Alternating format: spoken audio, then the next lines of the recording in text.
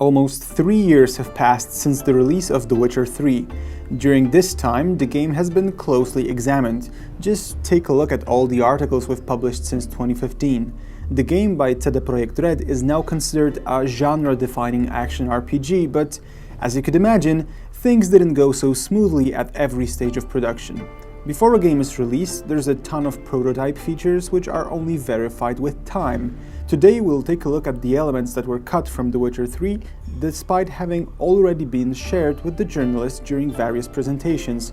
Our source material today consists of preview articles written by our Polish section, gryonline.pl. My name is Michael and I want to be your guide today through the things that didn't make it into The Witcher 3. Before we begin, let me just say a few things about the peculiarity of pre-release game presentations. When the developer invites the journalists for such an event, for example during the E3 or Gamescom convention, the presentation is usually focused on a specific element of the game of which the devs are really proud. So there can be a lot of things in the game that don't work, but it doesn't matter, we see just a chunk of the game, a sort of a demo. Sometimes the participants can try the fragment for themselves. Other times the only source material is the presentation and conversations with the developers.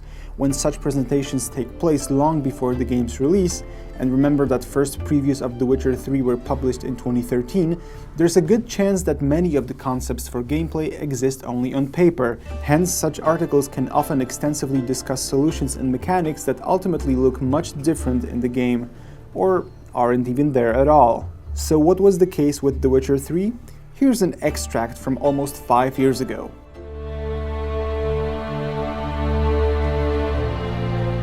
The game world in The Wild Hunt is supposedly going to be 20% larger than that in Skyrim and 40 times as big as the world in the Assassins of Kings.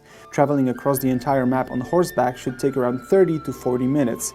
A new technology, part of the Red Engine 3, allegedly allows eliminating all loading screens. That's right, initially the third chapter of Adventures of Geralt was supposed to be set on a single enormous map that would have consisted of all the lands that were present in the game. The devs wanted something similar to what we could see in Assassin's Creed Origins. After the game was released though, it turned out that the developers had decided to cut the world into smaller pieces. Apparently the new technology didn't quite deliver. Is that necessarily a bad thing? It's hard to tell. The story in the game is conducted in a way that doesn't force the players to run back and forth between the continent and the archipelago. The players mostly stayed in one of the big areas, and within these, there indeed were no loading screens at all. The decision also allowed better geographical realism, since locations didn't have to be scaled down to meet the capabilities of Red Engine 3. It also allowed the locations to be more detailed, with all of their characteristic elements preserved, like the famine in Velen. Who knows? Perhaps if CD Projekt Red was developing The Wild Hunt today, delivering the promised features such as not a single loading screen would be possible.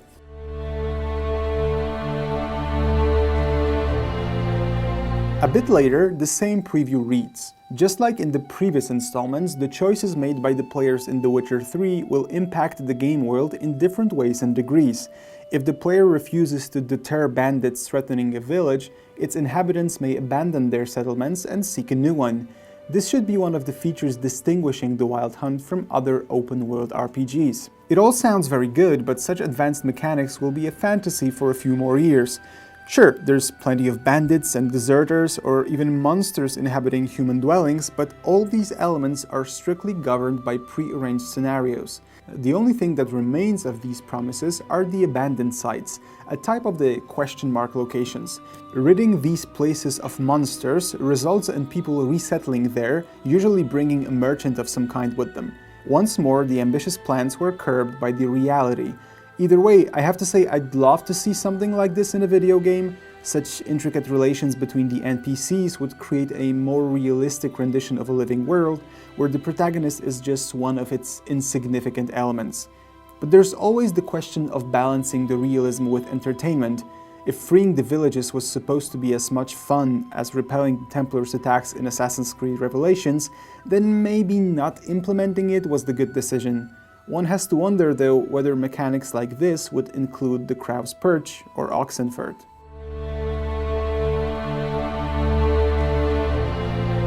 A bigger game world also created the need for a new method of travel.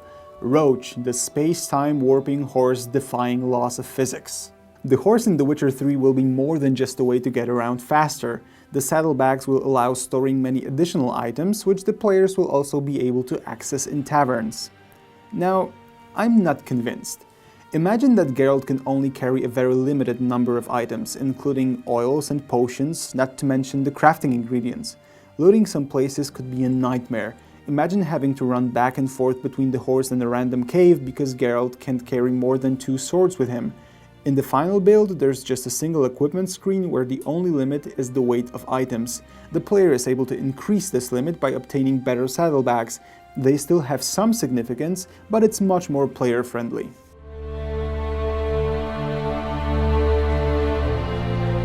Another impressive idea is concerned with the monsters. The players will be able to run into different types depending what time of the day it is. Furthermore, some of them will be more powerful under some specific circumstances. A werewolf, for example, will be way more powerful during full moon. Here's another feature that was seriously stripped down in the final version of the game. Consider the popular pair of specters, the Noon and Night Wraiths. The bestiary states that they both can appear at any time, but they're more powerful during their time of the day. However, if you would compare the damage dealt by these monsters and the damage they receive from Geralt, it will turn out that whether the sun is up or down doesn't matter at all, and the bestiary is simply giving untrue information. Some of the monsters can only be encountered during a specific time of the day, but these are mostly monsters from quests.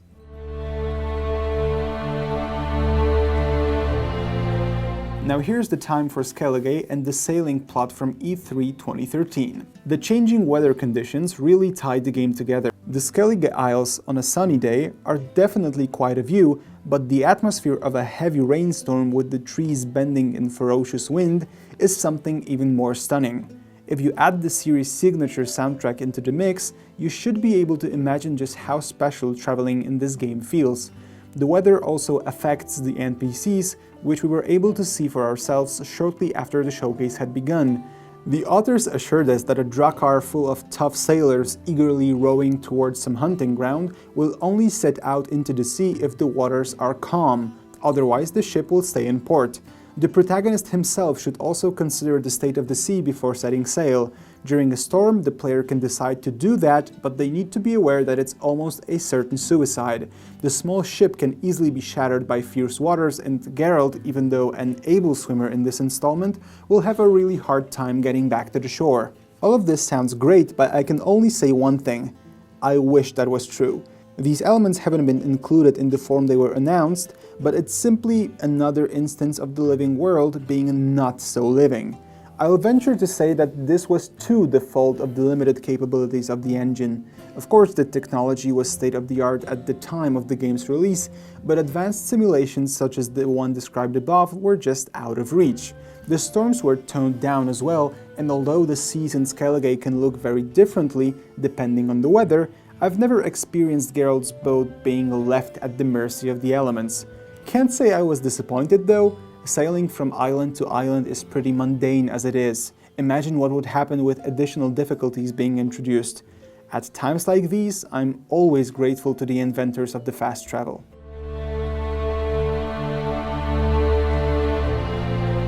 Now, how about a throwback to the first Witcher? The flashbacks from the first game will also make a comeback, accentuating the most significant consequences of the player's decisions. Not much to talk about here. The plot-related flashbacks are just not there, which is too bad because they could bring some diversity into the plot. While the players can sometimes learn about the effects of their actions, as in the case of a man who, freed at the beginning of the game, can later on be found in the refugee camp leading a group of bandits, because he apparently isn't the good guy Geralt had believed him to be. However, the number of similar instances isn't too great, and the flashbacks offered a more interesting way of showing the shades of grey of different situations, where the NPCs were just lying to Geralt.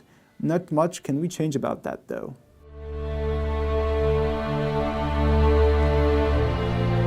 Seemingly open worlds sometimes introduce constraints in order to convey the story the right way. The difficulty level should be a little bit different. Many players still can remember the prologue in the previous game, notorious for being considerably challenging even on the normal setting. The Witcher 3 should be more approachable to rookies, but the devs assure that the players keen on challenge will find plenty of satisfying moments. The game is going to feature indiscernible barriers in form of various levels of complication of different quests, so as to allow the more ambitious players to get the challenge they want by attempting to hunt stronger monsters earlier. The 4 difficulty levels the game offers were indeed doing a good job, offering a different kind of game for players with different expectations. What's especially interesting here are the indiscernible barriers. A concept that sounds great in the abstract turned out to be a simple level cap of some monsters in the quests, which is somewhat flexible since the players are able to kill monsters that are a few levels higher, but at some point the damage modifiers just become too great and fighting with monsters 10 levels above the player is just pointless. Fighting a fiend for 30 minutes with 2-3 chances for a mistake may be a challenge, but it mostly tests your patience rather than strategy, especially since these fights are designed for shorter encounters. There are no multiple stages and enemies use the same types of attacks most of the time. To sum up, there's just one barrier, and a very discernible one at that, designed to prevent the players from finishing the story too soon. That's not necessarily a bad thing. The Wild Hunt features a captivating plot that should be digested as a whole and at the right pace in order to appreciate all of its minute details and nuance. And you need some time to play Gwent after all.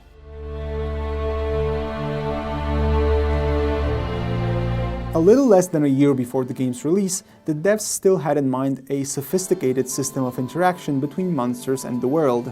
We've asked Konrad Tomaszkiewicz about the mostly hostile fauna and the mechanics governing it. The monsters will spawn naturally.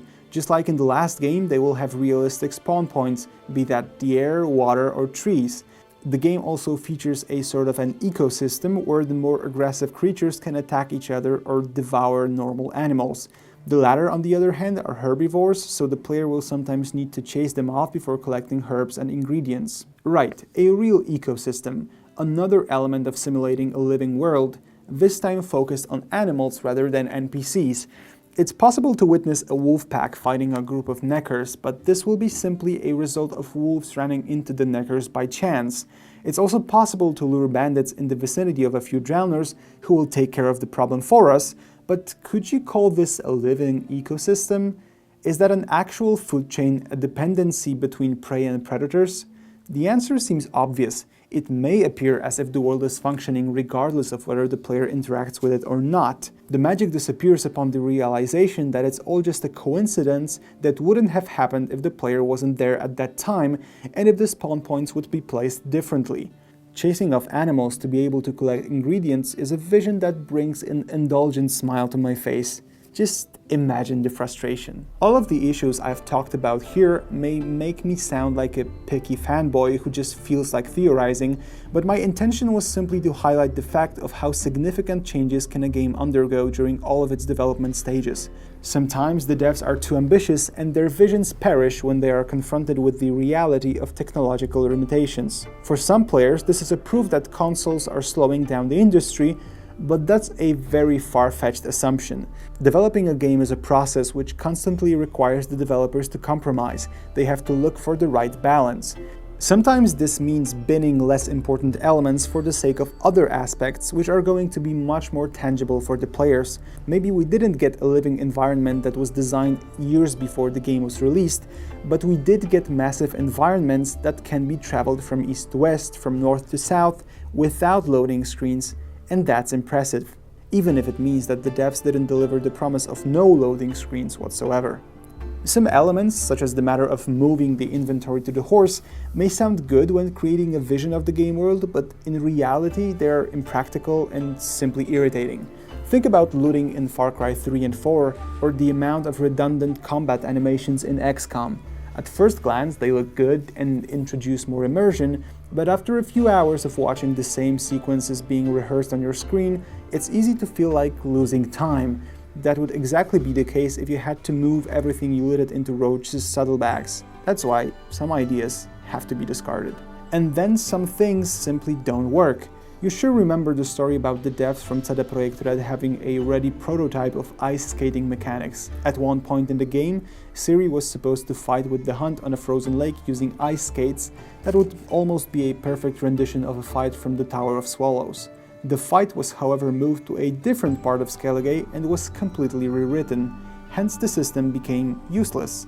The most difficult part is believing that what we got in the game was really better than this initial idea.